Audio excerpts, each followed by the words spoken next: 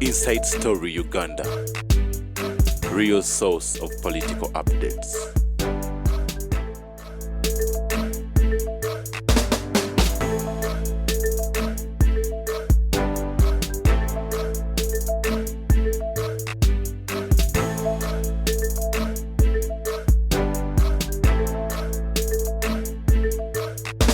The violence. Mujiraba. Obutaba gerrymandering mujiraba. Akachiko kebyokulonda mukalaba.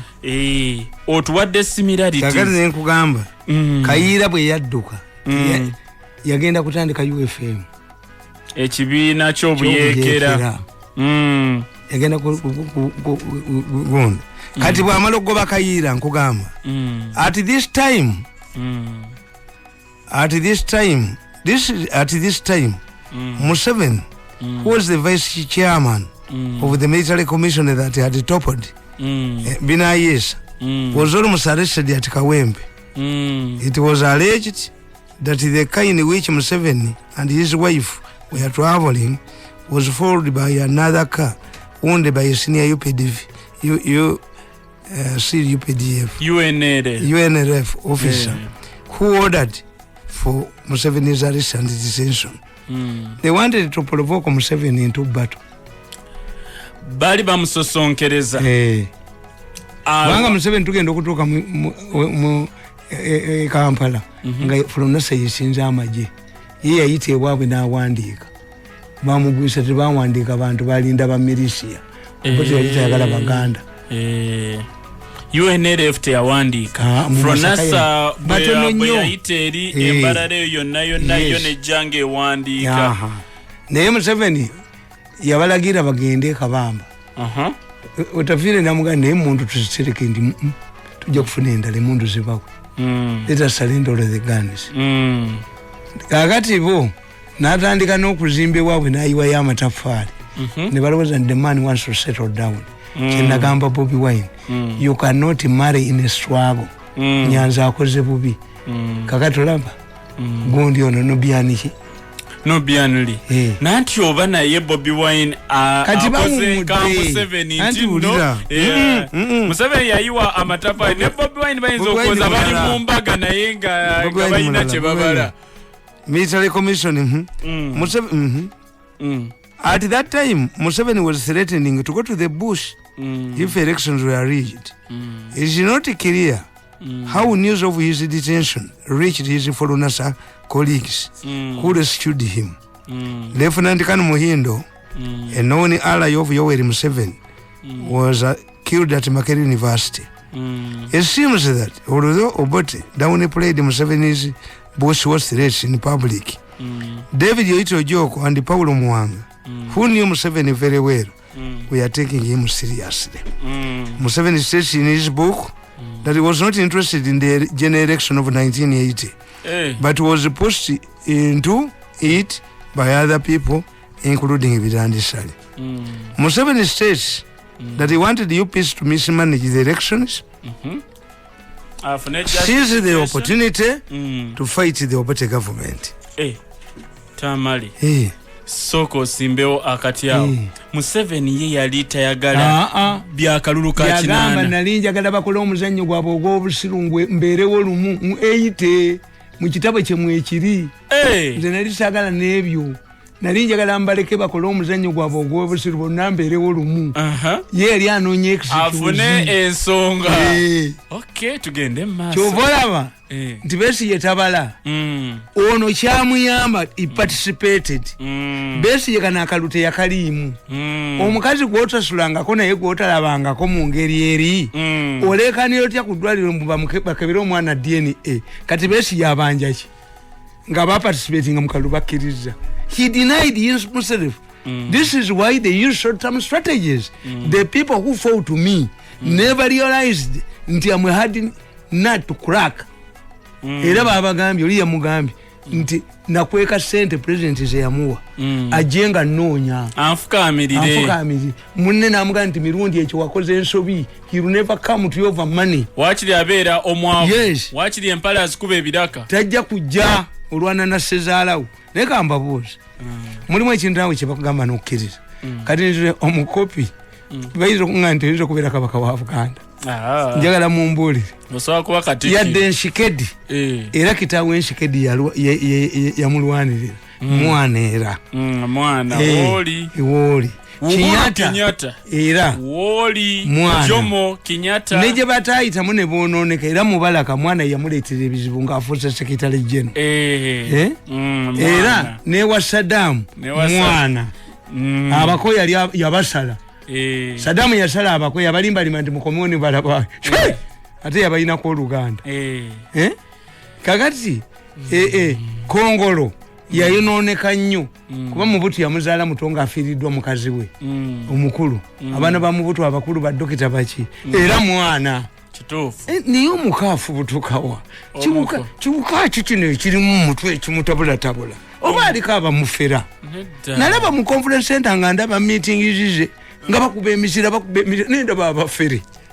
walabayo abafere nga bafere wano gwe kiteekewo gwekera ku makyo gaindi muhoze campaign ndaba abajjula abeka buli muntu oba wachi buli omajja besi yebamuli jekitinze bakimaita ina sente besi yetaina ejja kujja sente anti abazungu bazi muma abazungu tebamwa sente yagana okulekera gundi Mbabazi TDA mu 2016 kakati abadde babba sente mu government Museveni abali bubi corruption tebasobola kumuinvestingamu kyogamba bali kakati besi yaina ebintu ebi besi yeba security baliko tiyagasa akomewo obukebe bwa tiyagasi buvunze riot police teri sente aba security tebayina nupu teyekalaka kati abali aba military police na ba police abakwata boda z'abaana eyange baji babadde bakutte yange nagambye omwana nti yangondeetera akatabo abaddayo nembuga muli basiro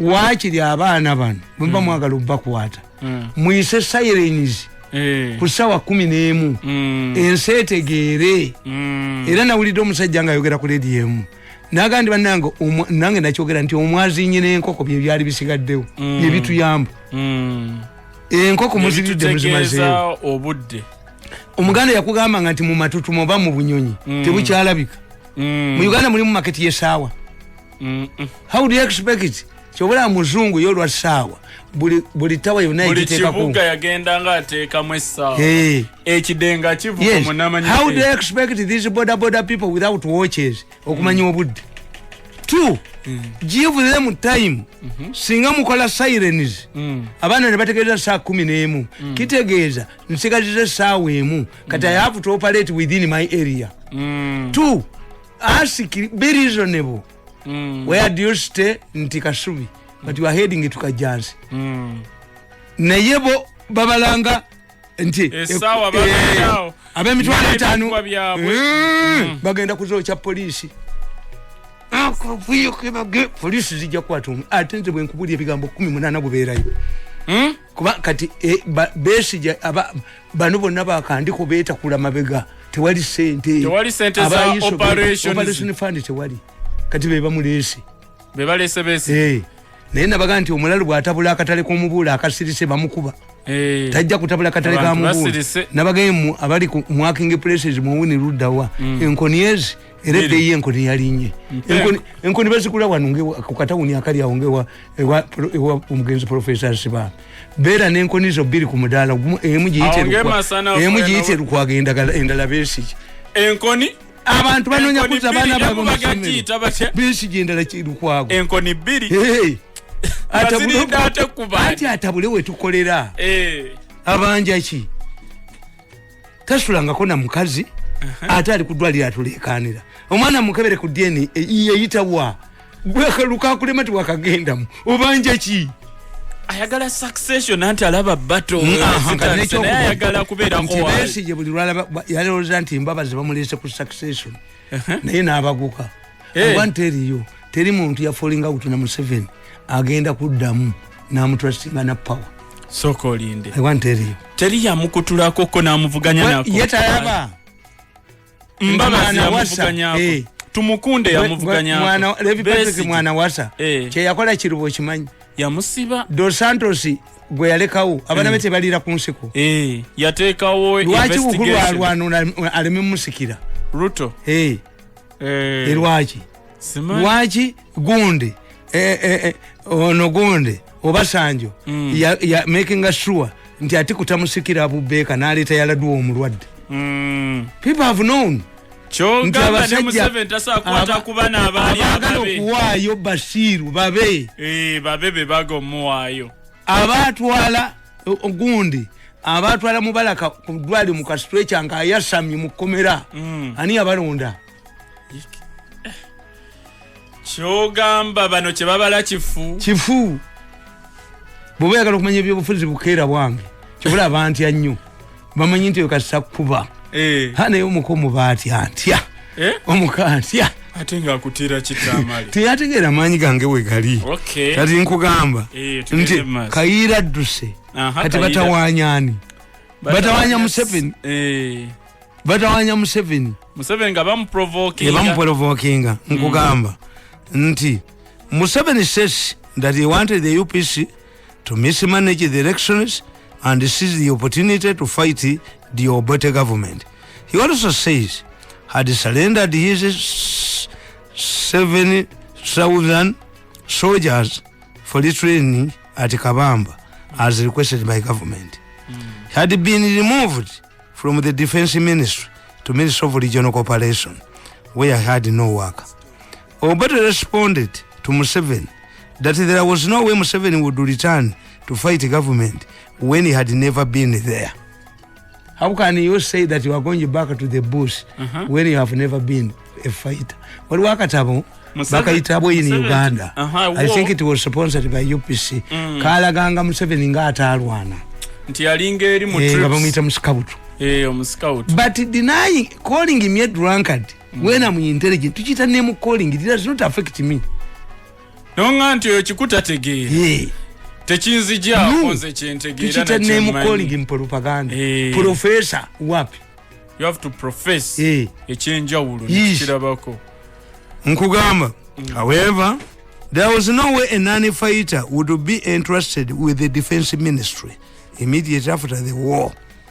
If Kaka was a killer, why was he recommended to go to parliament for a diplomatic job? Diplomatic job bwabera ngeri yakola bibi. Kati ate bamuwe yetike ekifaananyi ky'eggwanga era abeera nga ayitibwa His Excellency. Chovola babalina contradictions. Bw'oba tewasoma logic okola nnyo contradiction. However, Obote was very insecure and had no direct control over the government and the army because the two were under Paulo Mwanga and Oito Joko respectively. The statements Obote made at the time showed a mind of a man always on the defensive. He lacked confidence in his ability. Obote agam. When I was coming here, I was told that Baganda were going to kill me in a day. How can Baganda kill me? My wife is a Muganda, my children are Baganda. Nagende campaign ya jogeranga mululu. Obote yogeranga mululu. I stand here in Gulu. And Baganda say God is in Gulu. I will start where I ended. There were your reconciliatory statement in Amengo. Obana abalala bonna. I hear people will say that Obote should not be president. What else can I do? I don't have a farm. I don't have a business. Do you know the job I know is to rule Uganda? Gamuzibwate. Gwaraba ko Obote. Obote samulabako. Era Obote we landing ebushenyi. Nakisingita. Nakomba kutagadaga talidamu ekisa. I have come here with one air ticket. Nakasoma. We shall die here. Neba amuwa matula mu Uganda kirabu awo. Bamutekamu ne MPB ne bamu butu. Nga basajja batuluse bombo. Bani olwo. Okutuuka ebusi Obote bamujja mu butu ya motoka. Abasajja bebe bamuwalira mu butu. Lwakasisa akomawo.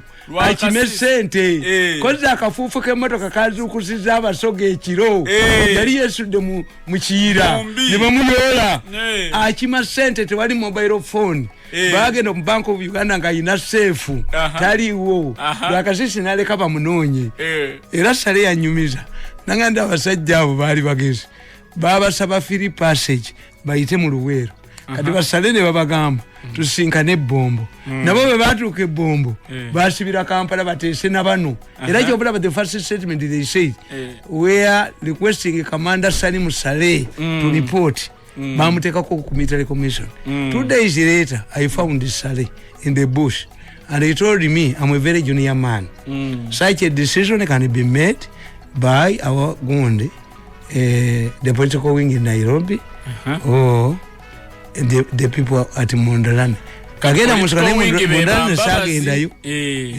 nesali nali mumanyi singa ndumulebese singa sifa wuwe singa tovaye wasale sizwala bakanidde wano nkogamba yene yegana naganwa therefore when he said that Museveni if Museveni goes to the bush your people would follow him and leave him there it exactly happened they followed him there and left him there until 1983 Obote yaleta North Korean commandos the British advanced training team and the Tanzanian training team ne bamu training ira bayase mitwale esatu under Lieutenant Colonel Ogoli to flash out Museveni once and for all in the Luweero Lwakasisi yagamba Museveni temutawana naye nja kuzimba wano gorofa naye Museveni oluwulira nti Lwakasisi ali wanateekayo buteesi nze temufaayo ngenda kuzimba wano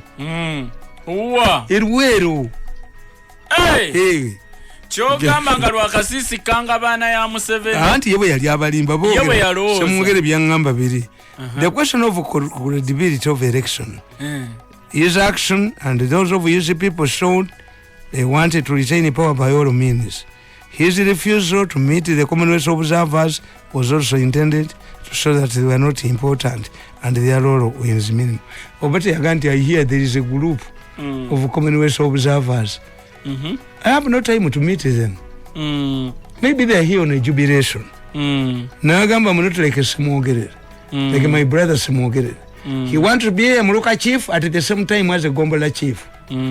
Mwese mwogere yesimba kuba president atene constituency obote taina je yesimba ate okumanya baba DP what type of election do we have parliamentary ate parliamentary parliamentary obote yali prime minister ekigambo prime minister yitagala kiwulizaako mutesa mu kitabo kye yamuyitanga prime minister ngatagala kuddayo mu 60 ayagala president kakati atenga presidential direct election DPM kuba kati ya wochali election yali yina anti yali tewali it was vague atene bamu anti constituency eyella ngosa bagamba konti agenda kuimbarara no bagamba konti agenda kuimirira mu Kampala East wate yalabika yagamba I don't want to be a Muluka chief as well as a Gombola chief whoever votes UPC votes me but if you calculate mu 1962 era DP yasinze obululu ne mukinanira DP yasinze obululu but it was defeated because of constituencies kakati when we move from there what's the current situation twaga current situation kakati bano aba security bakola violence ngeya kinana twagirabye nnyo 2020 ne bawamba drone ne zitwala abana ne kakate badda gundi oyo yali mugezi nnyo oyo omwana Bobby is a lucky man. Bobby Wine. Politics is determined by luck and business and soccer and war inakuba lucky nti olaba bwe bagoba ba birungi mu security bani birungi ebyadumira special forces Museveni yamujjamu n'abalala naleta afende muhozi insecurity nekendera sabit ne bamujja wano mu police ne baleta abalala insecurity nekola ki nekendera but bano kibatategeera ti Bobby Wine was intimidated to the bone marrow bamutiisa ne bakola buli kimu n'amasasi ne gamuyitanga n'abakolera ekintu eki let me finish the elections kyokka kyembankola akalulu kankamaleko kakati today yes wa violence kituufu era baasuubira oluva mu kalulu Bobby Wine agenda kunga abantu babatidde abantu batubbi akalulu bakoze eki ale kakati Bobby Wine ayina obukatuliki abakatoliki ovala banga bano baga nti when you see him donning a rosary we think he is a devoted Catholic. Omukatoliki abeera obedient nnyo mu bakulu. Abakulu kye bamugamba. Mwana waffe soko John. Yes. What if Bobi Wine receives a telephone call from the Pope? Don't involve yourself in violence. That's one. Two, he's young. In the politics, the strongest weapon one who has in the politics is being young. Three, Bobi yagala okumanya how far gy'otambudde. Look where he started.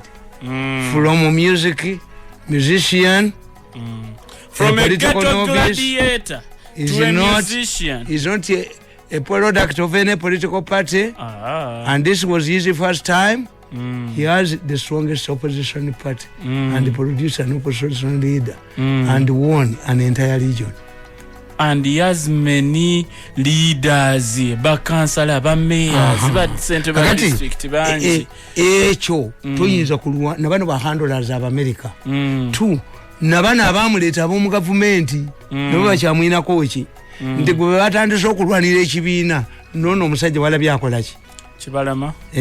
Tebategeraganya. Bategeraganya then wagebyo tubivuddeko. The international community is not sure of what is happening in Southern Sudan. Congo is still fragile. They are not sure of whether a woman can govern Tanzania up to the next election, and they don't know what will explode in Kenya. In such a situation, Uganda must remain stable, a stabilizer. Kuba yeri wakati yao.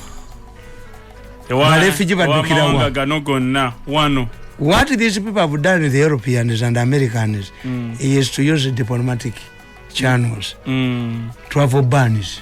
Nagamba n'abakuba oyo n'oyo ogwanga nti baita travel ban temukimanyi. A travel ban means you can travel to those countries and the allies. If you have business, must be confiscated and your account frozen. Never familiar with common members. But I don't have a right. I have a right to see my relatives. Gogena no laws and travel bans. Tizikola. Obazungu bakimanyi. Nti emyaka kaso omuntu aweze emyaka 75. Tusigaza edakika 2 tuzoona. Ayina obulwadde bwalwala nga buyina kujjanjabirwa mu bazungu. So therefore ekyokusatu ekiri final, most important. After the elections, Obote did not give his opponents peace. Museveni bamunyigiriza ne bamuba mu kalulu n'adduka. Kayiira wuyo addusa agenze mu buyeekera. Abadde pya bagenda mu parliament yabanyigiriza. Emisango gyabwe gyonna gye baatwala mu kkooti okuwaaba.